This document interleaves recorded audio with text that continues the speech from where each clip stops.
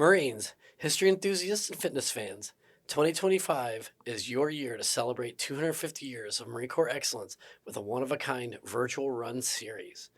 Join us for 4 themed virtual events that commemorate key operations and battles where Marines showcased courage, endurance, and commitment. Upcoming, we have the Fort Fisher Victory Run 10K on April 5th, followed by the Guadalcanal Offensive Run 10K on June 21st. August 23rd, we have the Battle of Way Run 6.8 miles, and finally, the Fallujah Freedom Run 5K on October 11th. Register for the full series and receive collectible pins for each race designed to honor the Marines' storied history. Plus, enjoy a $15 total discount when you sign up for all of them. Sign up today by texting 250 years to 41444. That's 250 years to 41444. Don't miss this chance to celebrate Marine Corps history, honor their legacy, and achieve your fitness goals, all from wherever you are. Welcome to episode 186. Thank you for joining us. This week, we're very excited to be welcoming back to the show Capt Riley Tejcek. Riley is the support officer for the Expeditionary Warfare School at Marine Corps University here on MCB Quantico. She recently returned from her Iraq deployment in November, only to take her first gold medal in January, saw her children's book hit the shelves in March, and is now off to Lake Placid, New York for the U.S. Olympic bobsled team trials. The word busy may need a rewrite. While we wait for the dictionary folks to work on that, Riley talks to us about her experiences over the past year and the value of white space on your calendar. And we talk about her book, the impetus behind it, and what she hopes children will learn from it. Here is episode 186. Hey, Scuttlebutt listeners. Thank you for joining us and your continued support. I'm Vic. I'm here with Nancy. Hey, Vic. Hi. How are you doing? I'm good. How are you? Yeah. I'm not used to hearing my name. No, right I know. After. I just switched it up. No, that was good. That's refreshing. It's Monday morning. It's I Monday thought, morning. hey, let's chat. We got a lot of built up energy after a nice weekend, hopefully. That's right. Got some sun. Got some vitamin D in your system. Yeah, I did. Feels good. Yeah. No snow. And we are here this morning, as you heard, on a nice bright Monday morning with returning guest Riley Tejcek. Riley, how you doing? Good, Vic. How are you? Doing well. So before we started recording, we were talking about alternate words, or alternate uses of the word busy, and how sometimes it doesn't necessarily fully capture what's going on. But just a quick summary. So you returned from your deployment. You were in Iraq, that's correct? Yep. And you returned in November. Yes. And then I'm assuming you spent some holiday time without trying to jam another pound into the 10-pound sack. Something like that. Yeah. It's got to be tough coming back from a deployment during the holidays. I can't imagine finding a place is easy to do. I actually came back from deployment and basically within 4 or 5 days found myself back in Whistler, Canada, competing straight away. So, yeah. Wow. Yeah. And so that beautifully leads us into your first gold medal that you got in January. Yep. Congratulations. And here, so you were recording at the end of February, so the first week of March, you'll be releasing your children's book. Mm-hmm. So, and then you're headed off to the beautiful West Coast. Yep, in May. To Western Recruiting Region. And But before that, you go to PCS. Lake Placid, New York. Yes, I had to Lake Placid. I'll be there for a month. I'll be helping with World Championships and then Olympic team trials. So, not like, again, I'm like, I don't like using the word busy because I got to use another word. Yeah. We're talking, me and Nancy, about booked. I am booked. Yeah. There's something about the freedom of having white space on your calendar that just isn't part of your really vernacular right now. It's not your worldview.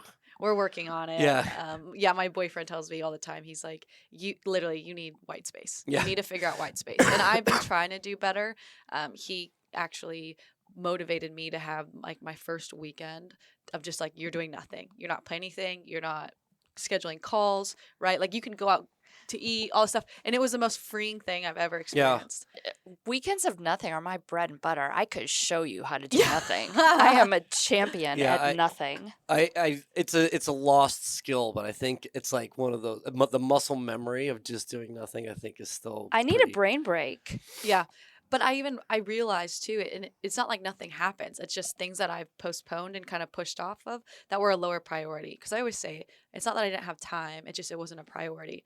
So what are those low hanging fruits Mhm. of stuff that I just needed to do around the house, or just little projects here and there where I was like, oh, I have time to fix this, or I actually have time to plan ahead, and how can I get myself, positioned in a way where it's like looking forward a month, looking forward 2 months, because I know how booked I'm going to be. How can I use this time now to set myself up for success? And Yeah. so Yeah. I am learning the art of white space implementation. Yeah. I'm not saying I'm figured out completely, but it is a work in progress. If you don't mind me asking, Mhm. is your boyfriend a Marine? He's a Royal Marine. Oh, okay. Yeah, I All know. right. He has to one up us with that royal word or Yeah, whatever. But yeah. yes, so he's an English He's a man. Brit. He is a Brit. Yeah. Yes. Okay. Very cool. So does he walk the walk as well, or is he just he has the plan but doesn't Yeah, execute it no, himself he either? walks the walk extremely Okay. well. He leads by example, which is why it's like, well, I can do it, you can do it. I'm like,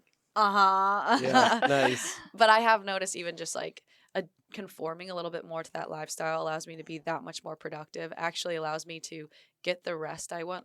Nancy Yeah. was just talking about like that brain break of not being like frying my CS system of where I'm like just go and survival mode. Overstimulated. Exactly. And where I can actually I can go to bed at night and my brain feels like it's shut off. Yeah. And I now realize the importance of that as I'm getting older for sustainability. And I keep telling people when people are asking me once I got home from deployment. So from November to present, people would ask me like, Riley, how are you? And I'm like, I'm exhausted. And I meant that. Like, I am like, Yeah. I'm not going to say good. I'm not good. I'm exhausted and I'm surviving right now. And how can I flip that survival mode into, I'm thriving because I have these things, right? Some of these things are a blessing.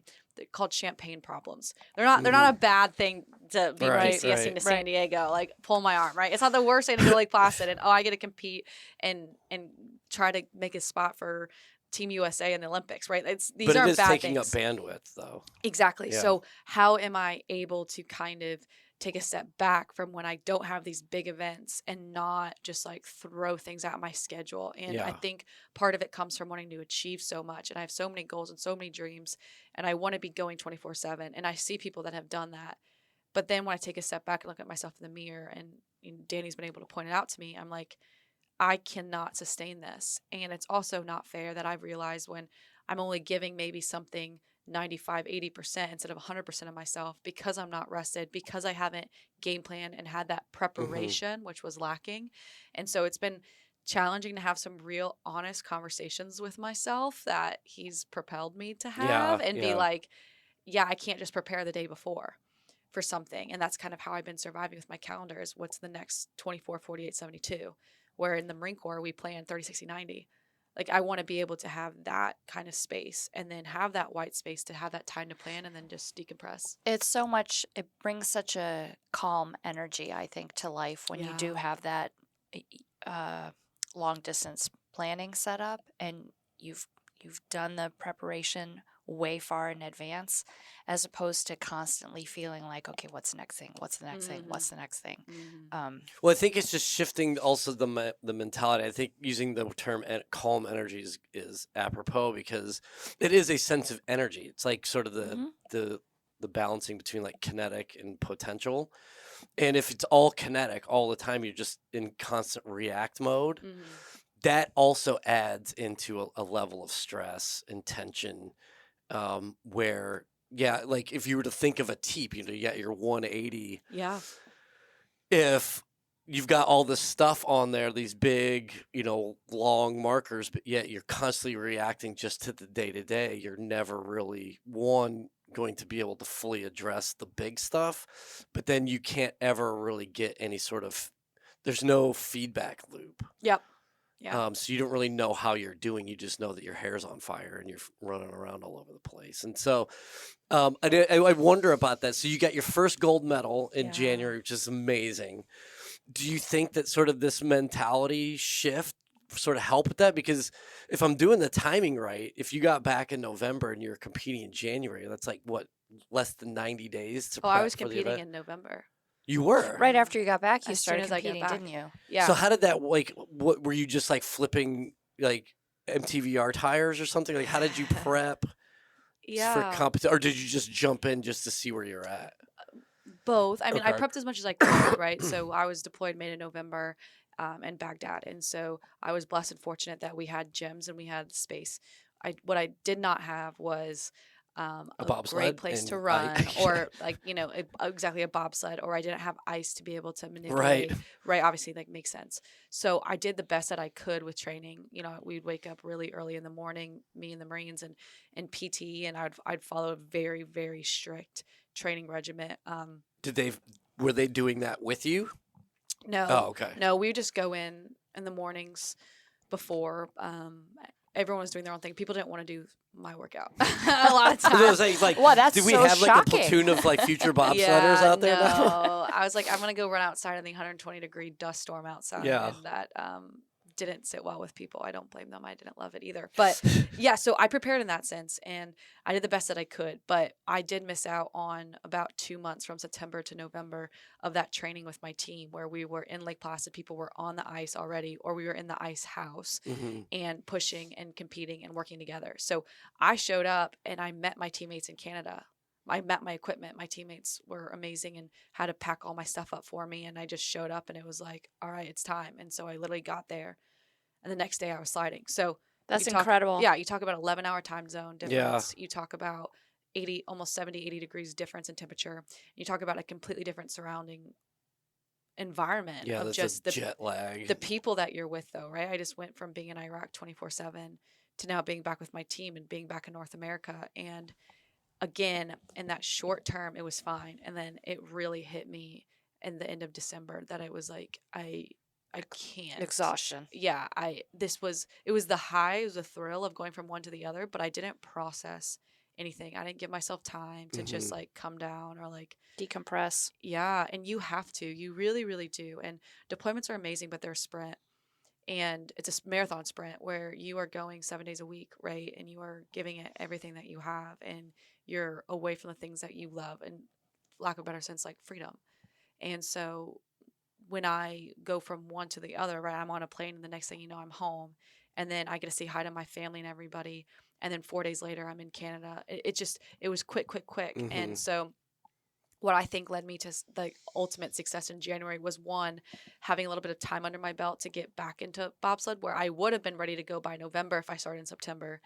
But honestly, yeah, I just felt like everything in my life just like clicked. Once I got back after the holiday break and I was able to spend Christmas and New Year's with my family and my boyfriend and everything, I felt like I was in a good place. I had a good plan. He was talking to me a lot about having that white space and downtime, and I was finding myself doing that. I was allowing myself to say no to things, which was really difficult for me because I'm a yes person. I was allowing myself to like proper plan out ahead of time of like, what's your plan? How much am I going to train? How much am I not? And ultimately showing up to Lake Placid, which is my home track. And that was the first time I had been back. Everyone else, my teammates was sliding there and other countries had been sliding there. And I showed up and I was able to, one, trust in my training, two, trust in the Lord, and three, trust in myself. And I ultimately was able to put it all together. And I had my teammate, Justina. I hadn't been able to work with her yet throughout that season. And her and I went together, and in training, I'm like, we have a real shot here. I was looking at our time compared to other people, and I knew it was going to be close, and it was. So I won by 0.08. So My 8 goodness. hundredths of a second Yeah. is what I won by from a Korean slider who is a 2-time Olympian. So it was a really big win for me. And I just kind of want to paint this picture. I've been competing with a lot of these girls from other nations throughout this time, November, December, January. And this was like the last race of our circuit in North America. It's the very last one. And all the girls knew, I never won before. The best I've actually have ever done prior to that was third, which I was getting third. So I was there and I was close. Yeah, you're on the podium. Right. I would be in second and I would drop down. It was back and forth, and I beat the person in second by 800ths, but I beat the person in third by half a second. So it was significant. But Yeah. I was down at the finish dock. At the time, I was sitting in second place. So it's 2 heats combined. And the last heat is slowest to fastest. So if you're sitting in the first spot, you're the very last sled to come down. So all of a sudden, everyone goes down. It's my turn. I put it all together. I had a really clean run. I finished at the bottom and I beat the person ahead of me by half a second. So I'm like, I just had a great run. So at this point, I was like, I'm guaranteed second place. And I'm like, again, that's already the highest I've ever gotten. Yeah. So I'm freaking out already. I'm like, Sure. yes, like to me, like huge life accomplishment regardless. I was in second. I finished it because I can't control what anyone else does. And honestly, I don't want to wish bad on other people. So I'm not like, Sure. oh, I hope she does terribly. I'm like, no, I want to beat you outright. Like, I want you to be like, yeah, I gave That it was what the I had. best, I'm not yeah. saying mistakes aren't going to happen, but yeah, I don't want you, for example, to crash and be like, that's why I got it, right? No, I want you Yeah. in, down, and in right. I want to beat you like from a stand-up position. So at the time, she was 0.06, so 600s ahead of me, which is like nothing. So I knew it was going to be close. So me and then the Canadians and the other people that were down there already were celebrating, and our eyes are just like glued on the TV and the monitor. We're watching like the sleds come down. And all of a sudden, the leads start diminishing. And then all of a sudden, she was in the red, which means she was behind me. And then it was like 200ths of a second, 300ths of a second. And it got up to like 900s or something. And then it went backwards. And then it was like 800s. And I'm like, oh, no. Like, can she do it right? Because like that is like so nothing. Yeah. She crosses the finish line. And, it says like, that she was in second, that I beat her. And the whole place, every single person there was jumping up and down, screaming. I'm bawling, crying. Other people are crying. We go on the podium. I see my nation come up and, we're going up high-fiving everyone as I work my way up. And other people are just so excited for me. And it wasn't the fact of winning the gold that meant so much to me. It was actually people's responses. And I'm like, wow, I feel so accomplished as an athlete. Not because I finally won, but because I did it in a way that I've celebrated other people's successes for years. And all these girls, they've all won. They've all beat me. This was my really first time that I've beat them, and I had given it that was my best runs. Like, I couldn't have done anything more than I did. And it was seeing their expression and their pure excitement for me was like, I did my job here. I did my job in bobsled. I feel accomplished. I feel like everything was worth it up until this point, because there are times when I've felt more defeated than I would have liked to admit in this sport. And that is a core memory I will have for the rest of my life. So yes, it's the winning of the gold. That's awesome. But it's truly the experience of it all and seeing other people and being able to just share that I think for me will be one of my favorite days of my life, because it means that as an athlete, I carried myself to the highest standards. I was a selfless individual. So when it was my turn, I've waited 4 years for it. It was better than I could have ever dreamed or imagined it. Well, now That's too, fantastic. you'll be able to piggyback off of that, not just the momentum of it, but that sort of all of everything you just described, hopefully will propel you now into this upcoming month where you'll be in Lake Placid. Exactly. Getting ready for time trials, right? Right, which is why I actually felt comfortable taking a step back for a bit. So Yeah. after the gold, so that was the end of January. The month of February, there's competitions in Europe, and like I said, I'm going on Wednesday. But based off of the guidance that I've gotten, from Danny and my family, I'm like, I need to take a step back. I went hard November to January, got to that goal. And so I'm like, I'm going to take a month, quote unquote, off. It doesn't mean I'm not training. It just means I'm not voluntarily choosing to go to Europe. So I did all my requirements that I needed to. This would have been extra races to kind of pad, continue to slide, stuff like that. And I was like, I need to come back, and it's time to go to work, and it's time to be home for more than 5 days. Yeah, I'm gonna right. Come home for the month of weekend, February. yeah. Right. I'm going to dedicate myself to getting back in with the Marine Corps, making sure my Marines are where they need to be, and giving myself those weekends where I'm like, yeah, I'm not doing anything. And I feel so rejuvenated. So Oh, that's great. yeah, I'm not saying that I'm going to Lake Placid and like that means I'm going to be great, because to be fair, like my teammates have been there for a month getting after it, and I've been here. But I do feel like I am at a good spot, and I'm at peace. And I know that I just had success, and I had success not being there 24/7 doing those things. So I don't like the word balance. There is no balance because it's never even. But I do feel like I've been able to give more equally to the buckets of my life, because I took a small step back so that I can re-engage. And I have 4 weeks to freaking attack and get ready for this Olympic team trials and give it my best chance. Like, am I at my best? Sure. And I'll be like super honest with you both. Do I feel like right now I'm at my best athletically? No. Do I feel like I'm at my peak bobsled shape? No. But do I feel like overall I'm well-rounded and the best that I possibly could be? Absolutely. So let's see what that can do compared to the rest of my teammates. Yeah. And that state of mind is Sort of a comfort so level, yeah. important Yeah. when you're talking about how you approach a competition. Mm-hmm. Yeah. Awesome. So if you could refresh our memories. So the next Winter Olympics is when? February of 2026. So under a So year. under a year now. So these time trials is this establishing the team that will be representing the U.S.? Yeah. Okay. So what we're doing is we're doing 2 sets of Olympic trials. The first obviously is going to be happening here in March, and the second will happen around November. Okay. So we do both just in case weather is bad, and sometimes in New York we won't have ice in Mhm. October, Right. which kind of puts us at a disadvantage compared to other countries around the world. So we kind of use this as a backbone. Obviously, the ones in November are a little bit more important. The reason being, it's that much closer to the Right. game. Right. So, you kind of get a better feel for where people are in the sense of like, are you peaked athletically in your performance, and are you Mhm. strong, fit, ready to go? But also, it matters in March, and so it's kind of our accumulating event for the season. Is hey, you just went all season. You guys all were able to compete. You all had ice time. Who can put it together best? So it'll be 50%.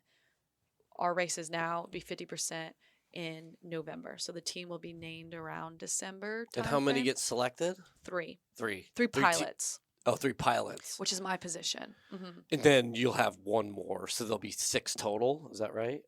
Or is it so you 3 pilots?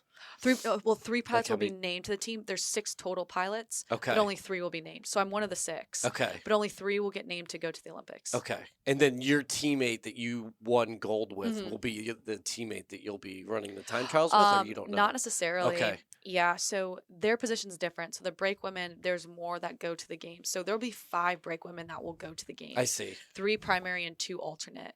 For pilots, there's only 3. Okay. And we interchangeably use everybody. Okay. So obviously, you want the fastest person, but the fastest person is going to go with USA 1. So our pilots are ranked. So when I go to team trials, it's actually really interesting, but the coaches can't interfere with it. So it's like legitimate. It's all athlete's choice. So if Okay. USA 1 wants to go with me, heck yeah, brother. But if obviously I'm assuming USA 1's going to want to go with USA 1 and I'm not USA 1.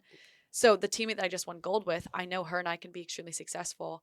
I can use her, but I could also use someone else. So I see. what I'm going to be looking at is like similar to what they're looking at in trials. Who's hot right now and who can I put a good time with? Gotcha. That's interesting. So it's not like other sort of paired teams like Paired beach for volley- life. Yeah, beach Yeah. volleyball like Karch Karai and Other nations are paid. So Okay. Germany, who's very successful, they actually like contract their teams. So it's like 1 pilot, 2 brakemen, and you stay within that team. I see. I kind of wish we did that, but we don't. We have a little bit more freedom and flexibility, so we'll rotate. Who's brakemen. hot and stuff Yeah, like that, so throughout my season, I think between November and January, I think I used 5 or 6 different brakemen. Okay. So, yeah. Wow. And then so all of this is happening with the book as a backdrop, right? So kind of walk us through. So last time you were on, we talked about the idea. Mhm. I don't know if you'd had a manuscript yet or not. I think you had written it, yeah. and it was being the illustrations were yep. were happening, Okay. and Yeah, that sounds about right, Nancy. Because, Yeah. I actually wrote this November of 20. while you were recovering from your from my injury. yeah. Okay. Yeah, so I had gone, the publisher took it. They were doing the illustrations. We were supposed to launch August of 24, but with a deployment, they pushed it back. That was really hard. But I believe like God's timing and everything happens for a reason. But they were like, hey, it doesn't make sense for us to publish your book when you're literally deployed Yeah. until November. And if people want to do book tours, Yeah, there's and at the time, I didn't know how my comms were going to be. So I'm Mhm. like, oh my goodness, can you imagine? I can't even publicize my book. My book happens and And I know nothing, and I'm Yeah, not it goes yeah. away quietly. Yeah. Right, it You would don't want that to happen. die, and I was like, it's not worth it. I've worked too hard for this. So the publisher and I came together, and I was like, okay, well, we'll do it for like Christmas, and they're like, that's a terrible idea. They're like, Yeah. Christmas and the holidays is like the worst time to do it, and I'm like, okay, so when? They're like March 4th, and I'm like, It's like, did you just throw a dart against the board? Like, what is that? So yeah, March 4th, we are just over a week away. So I am heavily anticipating this, and I've learned so much. I'm not a seasoned author. I've had to take a lot of classes with my publishing company and listen to a lot of podcasts, and I didn't realize how important pre-sale was either. I was like, oh yeah, pre-sale, whatever, it's out. But like once it's out, like that's when it matters, right? They're Right. like, no, it's the reverse. And I'm like, what? What? Yeah. So yeah, that's why I'm really excited to talk to you guys about it. So the children's book again is called "If You Can Dream It, Be It," and the thought really came behind one, me saying I wanted to write a book before I was 30, but two, the children's piece came to it when a huge part of my story was I never thought I could be a Marine because I never saw one. Mm-hmm. And so really trying to hit on the fact of like normalizing certain occupations that women can hold. And so being a professional athlete, being a Marine, being an author, and being a pageant winner and miscellaneous media stuff doesn't always go together. And not that I expect every single person in this book to want to be those specific things, but it's normalizing that behavior so that people can read the story, one, realize it's a true story, and two, be like, oh, well, I hope that in however many years from now, there will never be a female saying, oh, I never thought I wanted to join the Marines because I never saw it. Like my Yeah. goal is like that is just like Kinda gone. taken away this Yeah. mindset of like, I didn't know I could do that. You're really sort Right. of taking that head on. Or I've never met anyone, or I've never saw anyone. And yeah. Or that you can merge those seemingly very different things into Mhm. one person. I mean, I think that we often have this idea that, you know, a Marine has to be Everybody's this a cookie cutter. Yeah, cookie cutter, exactly. That we all have facets, and you're just looking at all these different facets of your personality and showing that to young people. Yeah, and that's who I wanted to hit. I wanted to hit the young people when their brains are starting to be wired. Because I've seen how hard it is sometimes when we go through officer candidate school and things to like break people down to build them back up. Like, what if I can never have to break them down because it's already ingrained in them? And it's like the two words of being bold and being courageous is a big part of like the theme of the book. And it comes from Joshua 1:9, which is my favorite Bible verse. But it's about being bold and courageous in who you are and taking chances. Again, to Nancy's point, I don't want people to think that they have to be in a box. And I want people to realize that there's certain desires that are on your heart that are all different. And I want to instill the boldness and courage to be able to go after them and to try them, because you can be any mix of person that you possibly want to be. Exactly. And so my goal here is to, obviously a little bit more towards the young women, but I think it applies to the males as well, is this life lesson that put yourself out there, take chances, take risks, and see what can possibly happen. Because if you can dream it, if you can see it, if you can visualize it, there's zero excuse of why you can't become it and be it and thrive in that. And so I'm actually hoping, and this is kind of a little side piece of it. Yeah, I wrote it for the children, but I also really want the parents to get something out of it when they're reading it to their children. Yeah, that's interesting. There was something that I didn't even realize I was doing. Because cynicism's sort of my love language, and I didn't realize how much Really? I know it doesn't come through here because I'm a professional. That's like but really yeah, when I'm unbelievable. off the microphone, I tend to be a little snarky. And sarcasm clearly is mine. Anyway, go ahead. But I didn't realize how much of that just like was like oozing out of me to the point where, especially once I had kids, how just in the way that I would speak about things would be limiting. Yeah. And it really was my wife who was like, we're not going to come from a place of you can't. Yeah. Let's not talk about all of the barriers and obstacles. Obviously, life is going to present all of those In due time. full technicolor. Yeah, like at this moment, like kind of like what you're saying. Like if you can imagine it, be it like just, let's just start of a place of yes, that you can do this thing, and just let your imagination be the limiting factor, not all of the, fucking life lessons and shit that we want to like superimpose onto this stuff. Right. And in this book, actually, without giving too much of it away, is the character has a school assignment to figure out what she wants to be, and it's to interview people that she cares about. And so it's true, it's based off of me, but my father was a professional baseball player, so it's me, and I was asking my dad what it was like to be a professional athlete. And my grandfather was a Marine, and it was me asking my grandfather what it was like when he was a Marine. And there's more to it, but what people don't understand, that's what I want parents to get at. This is my big thing. I've been saying, your children are watching everything that you do. And the way you view the world, the way you talk to your spouse, the way you talk to your friends, the way you conduct and carry yourself about work, your work ethic and training and physical fitness, the way you eat, every little thing that you do, your kids are watching. And those memories will last with them. So people will ask my parents all the time, how did you raise your daughter? Like, she's successful. She's what right looks like. How do I do that? And it was how my parents displayed themselves. And it doesn't mean as a kid I loved it. And I'll give a quick example. My mother was adopted. She came from a very poor family in Kentucky. She got a scholarship to go to undergrad and grad, and then has been with the same company her whole life.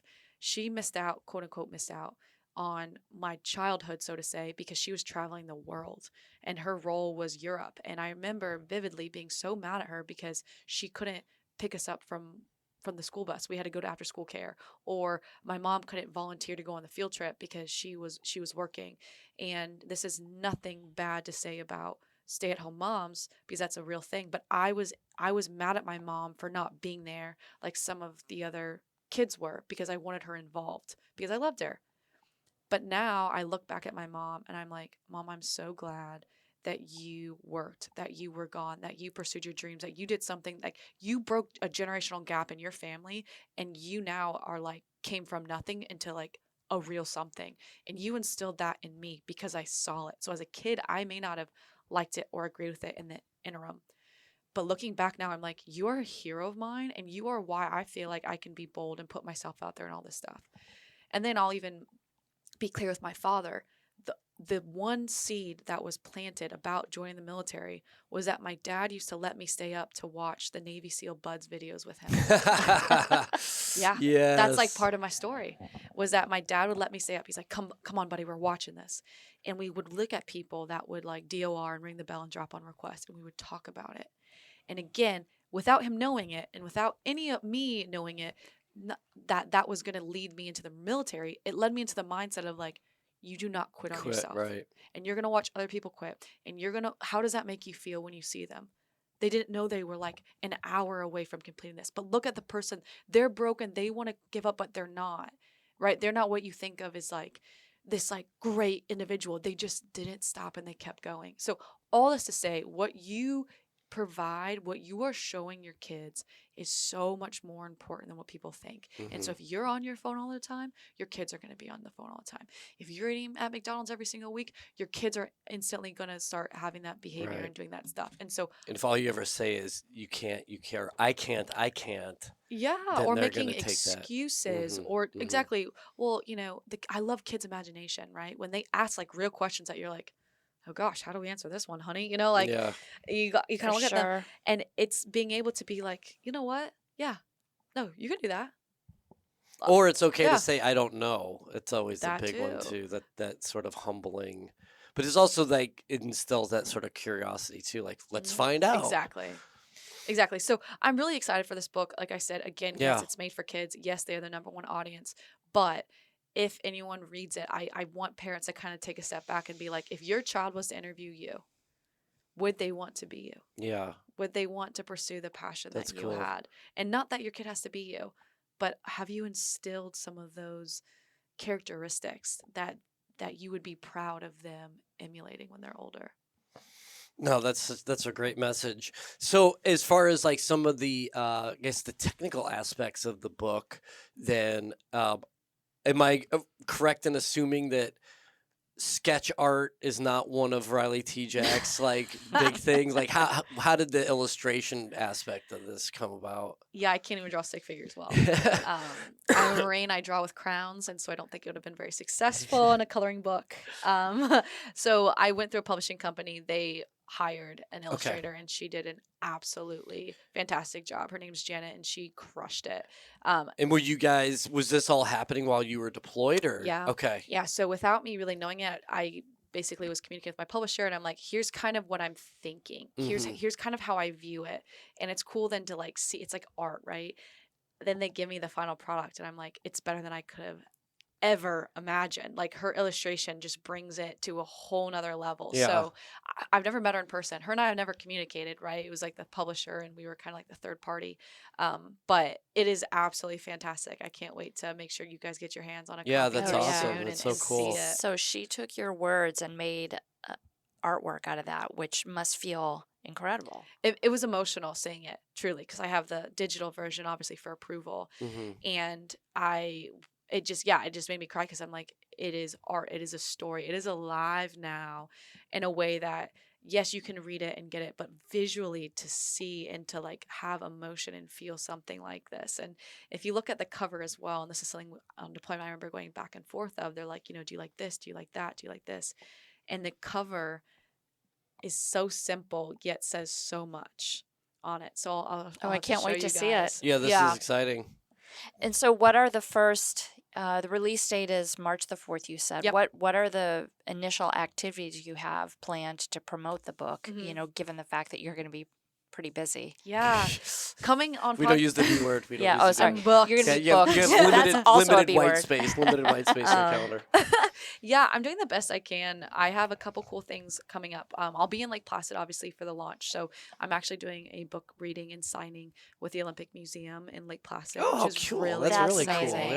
Yeah. Yeah, and in one other local shop there called Pure Placid. So I'm really excited for that. And then it's going to be sold at the track in Utah and in New York, which is really exciting because it has a bobsled tie. And then my goal is actually here in Quantico to do a book reading at the Exchange, Nice. and also potentially one in Henderson Hall. So I'm kind of working on that. I'm also working details to try to go to Modern Day Marine and actually do a reading That'd be there. amazing. Shameless plug. Yeah. Thank you for that. Yeah, it's a really great event. You guys should Yeah. totally go. Yeah. Modern Day Marine is the best. We hope to see you there. Yeah, I would love to do a reading there. And then What about at the, I don't even know if it's possible, but like the child care center? CDC, Yeah. Child Development Center. Yeah. Yeah, Would that be something? I think that's something that I would love to like talk about and just like go in there. And I think the counselors would be great to be like, yeah, take them for 30 minutes, please. Yeah, yeah, exactly. Just give them something to do. And then I'm on a couple local TV shows, just around the DMV, just trying to get on TV as well. So my big goal is just push this as much as I can. Yeah. Again, not for me. I don't make much off of this book at all. Really? Being No. a published author doesn't... No, Yes, not a children's books either. And Dang. So weird. Yeah, it will not I'd heard pay. it's I need to like- make some changes. will not pay the bills at all. But it's about impact, right? Yeah. And that's why I made it. And getting the message out. Exactly. And for example, yesterday I was at the Marine Corps Museum. I was doing a photo shoot. I was in my uniform and I saw a little girl just staring at me. And I looked at her and I just waved. And she had this huge smile on my face and waved back at me. And I'm like, well, there's one child that has seen a female Marine that will never have that experience of not seeing someone that I did. And again, that's the whole point of the book, is how many people can I impact that I can rewrite, reprogram, kind of shift that story without even it being a core big event, but being able to be like, oh yeah, like that's Just normal. At least open that that door of imagination. Right. That, like, this is a thing. This is... Yeah. Oh, I think I met a female Marine once, right? Like, yeah, Mhm. it's not never. Yeah. It's so fascinating. So, you book launch comes up in a week. You're off to Lake Placid this week. Mm-hmm. You come back, and then what's your PCS date? Your May. summer mover? May mover. May mover. Yeah, I'm in May 18th, 19th. Yeah, wow. So yeah, you got a lot going on, and then hopefully then things will sort of stabilize. The book will be out. Mm-hmm. Do you have any West Coast promotional tours going on? Yeah, that's at the 90-day mark, which Okay. we're not there yet. Yeah. I want White to. space, Vic. White Yeah, space. white space. No, I want to. And that's part of what I'm trying to plan. I'm trying to fit as much as I can into the Quantico region before I leave Sure. TC and Quantico, because I do believe there is a big military presence here. And then once I get there, starting to tie in of same things. Can I get into the exchanges? Can I be able to have any kind of events or the Mm-hmm. CDCs on bases or anything like that. So as of now, no. But I am working on some publication and media stuff that Yeah. will continuously just slowly And your keep publisher's coming helping out. you with all that Yeah. stuff too, right? Yeah, which is why the book is selling on my publisher's website in Game Press. And if you use code Riley40, you get 40% off from the actual publisher supporting small businesses.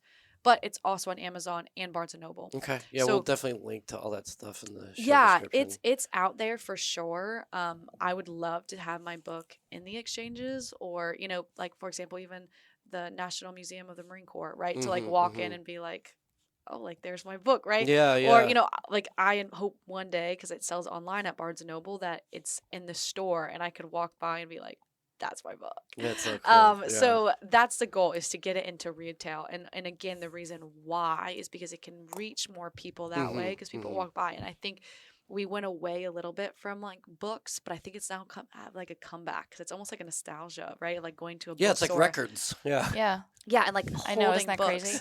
Yeah, like holding books like matters. But for kids, I don't think that ever really goes away, because you're trying to teach them how to read and stuff like that. Yeah, no, there's definitely, and obviously, Jonathan Haidt and The Anxious Generation, these types of books have shown us, really put a big spotlight on the detrimental effects of screen time. So yeah, pulp is really where it's at. Well, and I remember reading when my youngest was, I don't know, 2, 3, something like that, that one of the biggest impacts on your children in terms of being readers is not as much you reading to them, because I always sat and read with the kids every night, but more them seeing you read your own books. And so that kind of took away my guilt about sitting down and picking up a book and not really being inclined to pick up a Kindle and do it, but really because I much prefer a physical book. I Yeah. cannot stand e-readers. It lacks something for me. It's very hollow. So I'm Agreed. excited to see this come back in actual physical books. Yeah. Well, this is so exciting. I'm a little jealous because of the San Diego thing, but we'll just save that for a different podcast. But I'm really excited for you. I'm so happy for all of your accomplishments, and you're handling it with with grace and with humility, which is so refreshing. So continue the great work. Try to find that white space. Listen to your boyfriend. Take that time to charge your battery. That's a real thing. And yeah, thank you for coming on and sharing all of this wonderful news with us. And we wish you all the best, for Absolutely, sure. we do. Thanks so much for being here. Yeah, as always, 3 times a charm. I've been blessed to be a guest 3 times with you guys, and I don't think I don't know. We'll see. Like in California, it'll be Oh be man, tough, we got remote. but- We We can got do we remote. got remote. We can on do lock. remote, Yeah. totally. Actually, Or we we'll go out do to a field California. trip. Oh, yeah. Oh, I'm you're down for welcome. that. Yeah, I we'll have do a field family trip. and good friends out there. I'm here for Yeah, that. I Someone think fun then. I think the House Ruble's displacing for the holidays this year too, so we'll be out that way. Nice. Yeah, so Well, there we go. we'll find you. I'll see you then. Yeah, sounds good. Well, thank you so much, Riley. Calling all Marine Corps spouses. Looking for real talk on Marine Corps life? Tune in to Behind the Camouflage, the podcast that connects, inspires, and empowers our Marine Corps family. From career advice to personal stories, we've got you covered. Find us wherever you listen to podcasts. Scuttlebutt is a production of the Marine Corps Association. You have heard the voices or contributions from Major Vic Rubel, USMC retired, Nancy Litchman, William Truding, and our guest. Ty Frazier is the editor, sound engineer, and technical producer. The Marine Corps Association is not an agency of the U.S. government. The opinions expressed in this episode are the personal views of the participants and do not reflect the official position of the United States Marine Corps, the Department of Defense, or the Marine Corps Association.